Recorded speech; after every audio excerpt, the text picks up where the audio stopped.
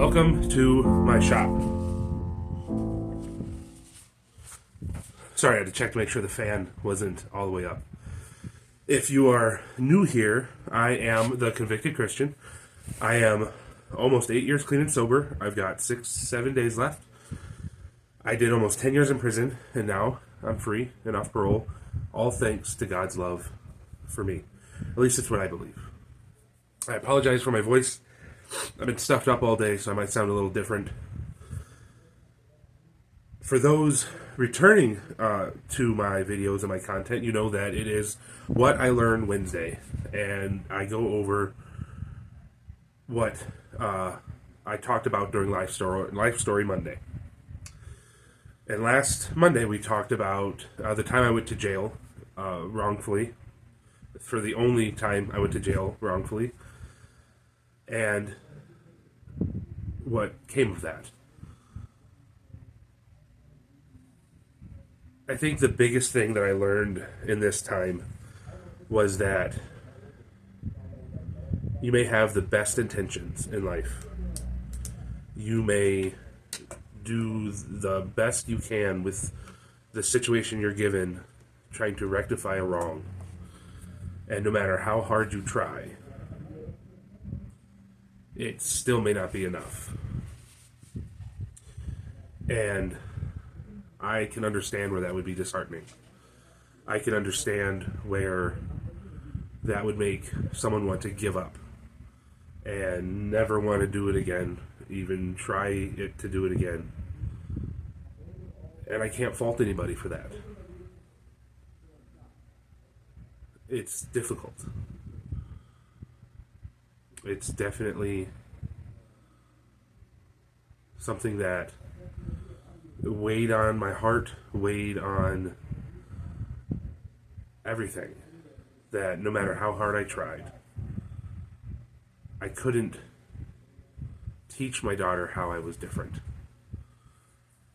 I could do my best to show her, but no matter what, it was up to her to see the change in me. And she couldn't.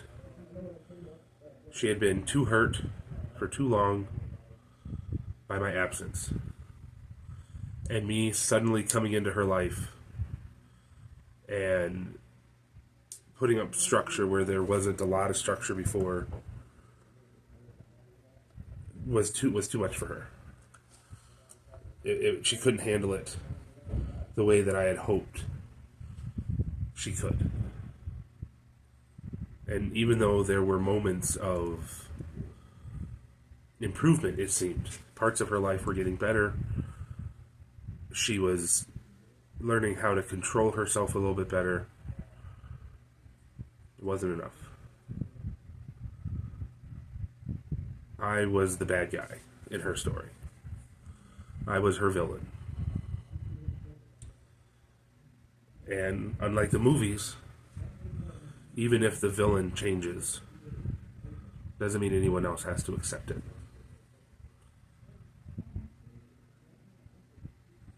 And I had to come to terms with the fact that I may never have a relationship with my oldest daughter. I may not be able to be in her life ever again. And that was a pretty hard pill to swallow. In the same regard, no matter how much I had changed, no matter how much I was doing the right thing and making the right choices, to people over me, my PO and her supervisor, it didn't matter. All they saw what was on paper. And I don't blame them. I had absconded so many times off of previous supervisions. I had not listened. I had actively disobeyed. And so looking back, it's really easy to see why I was just another criminal doing criminal things.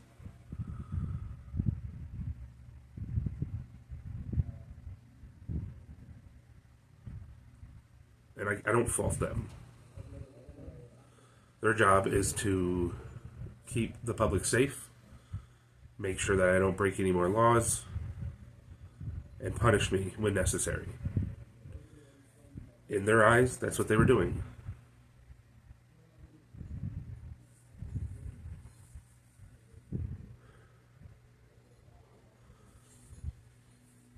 It's very difficult to prove that you aren't your past when the only thing that they have to go off of is your past on paper, which should be a neutral source. But even if it's as neutral as possible, different people are going to react to it in different ways. Different people are going to see what they want to see, and there's nothing we can do about that. Not one thing. And we have to live with it.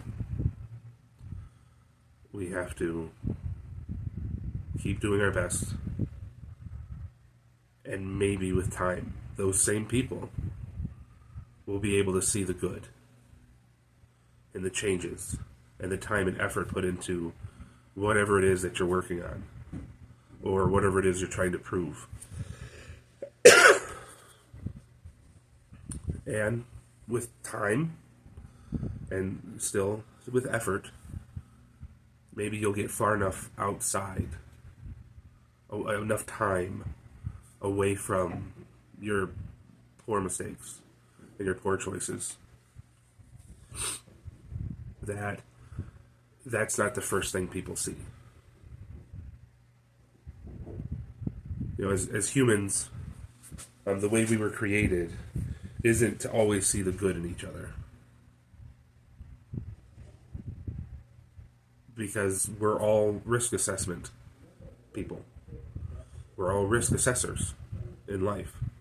What's going to give us the best outcome with the least amount of resources used and the smallest amount of risk to us, our family, our community, whatever the case may be.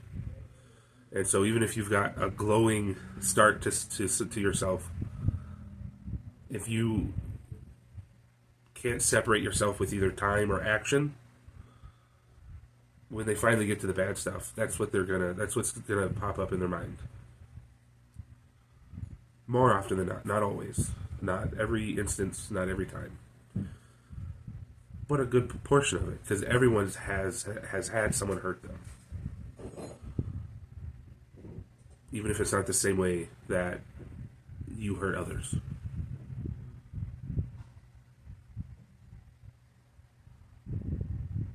Not saying it's right. Not saying it's wrong. It just is what it is. You know, I was watching a podcast, or listening, whatever you want to call it, and they were talking about success.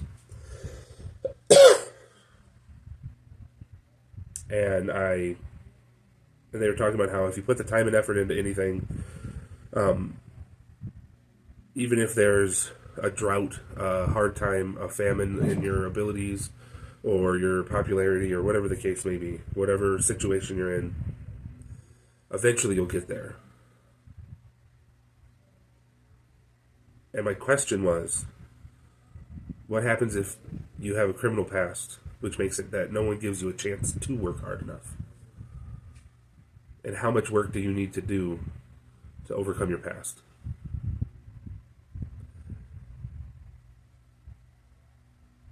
And that doesn't have an easy answer, but it can be boiled down to one phrase. One good deed should be enough, and 1,000,000 will never be. And the reason why is there's always going to be someone that doesn't take you at face value, that doesn't take you for the good you're doing, and other people are going to see the good you're doing and accept it wholeheartedly without any issue.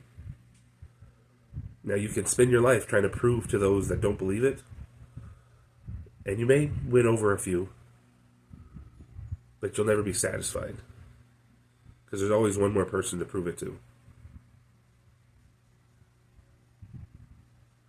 Or you can surround yourself with those that see the change in yourself Look for the right employer. Look for the right friend group. Look for the right meeting place. Surround yourself with those that are going to keep you where you want to be, no matter where that is. And I was striving so hard to make people like me, to see the change in me, that I forgot that I can choose who I show that part of myself to. It doesn't have to be the first person that walks in. It doesn't have to be the first job offered. Because normal people, people that were never incarcerated, people that were never on the bad end of a drink, those that have never come out from a bender, they can take risks.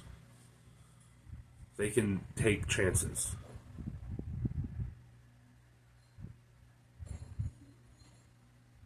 And it's not going to be the end of the world.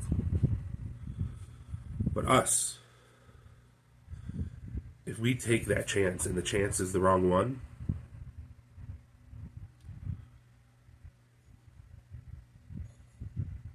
we won't lose everything. But it's going to be a lot harder.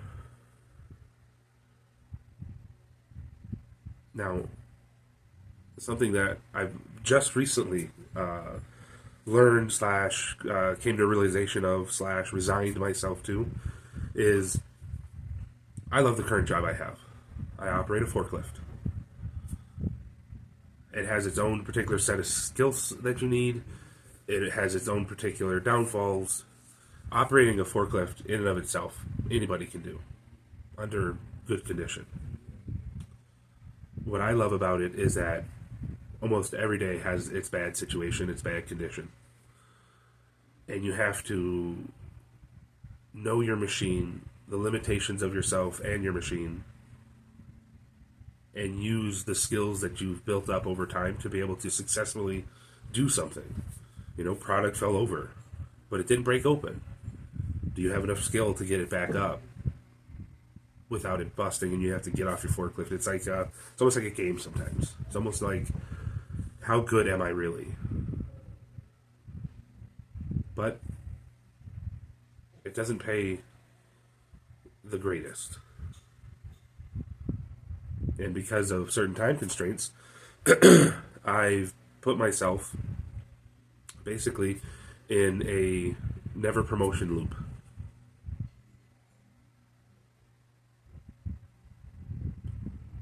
So I'm looking for a new career, because in 10 months my wife is done with school, and she's going to be more than likely done with having on-call hours, and I will have enough time to go to school.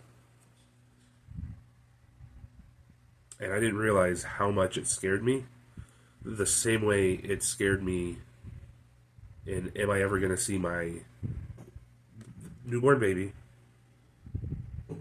and am I going to be a good father to my oldest despite not being there for 12, 13 years. Well, we're going to be scared. But as Scotty K Fitness says, okay, we're going to be scared. Then let's do it scared, so we can get it done. And I really need to take that advice to heart. Because I love my stepfather. But when I was growing up, I was a very difficult kid. And because of that, he would seclude himself and only deal with me when it was necessary for a good portion, because he didn't know how to handle me. He didn't know anybody in his family, from his school, from when he was in the military. He didn't know anybody that struggled with what I struggled with, and he felt he couldn't help. And I never got those man-to-man, learn to be a man conversations with him. And I find myself having to learn these things as I get older, and hope that I learn them in time, that my children can see what someone in my position should be doing compared to what I used to do.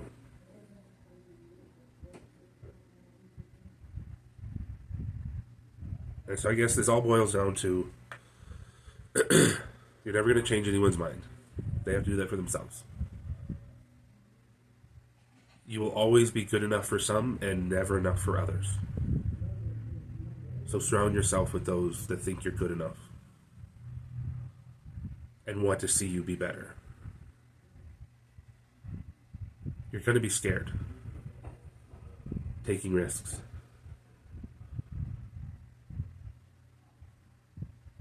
So pick and choose your risks carefully.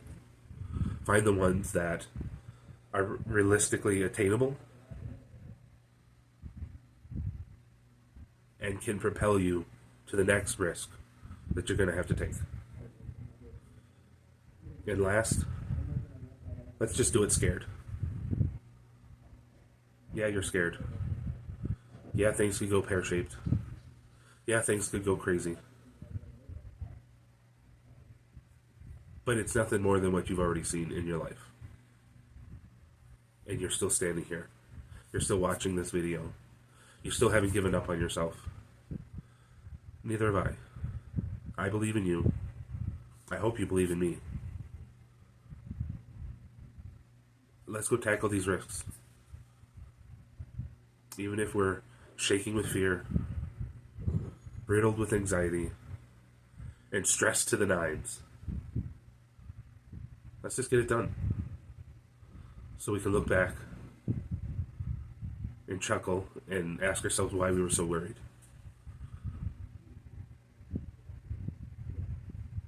Okay, guys, this was a little bit more of a serious one, but I really appreciate you guys being here. These videos give me an outlet to talk about feelings that I need to talk about, and I've purposely stuffed down so I wouldn't have to. You guys are helping me out just as much as I'm helping you, if I'm helping you. So if you know anyone that these videos may help, shoot them their way. Send them my name, either Convicted Christian or No More Lepers Ministry, either one. And let's see if we can change one person's heart.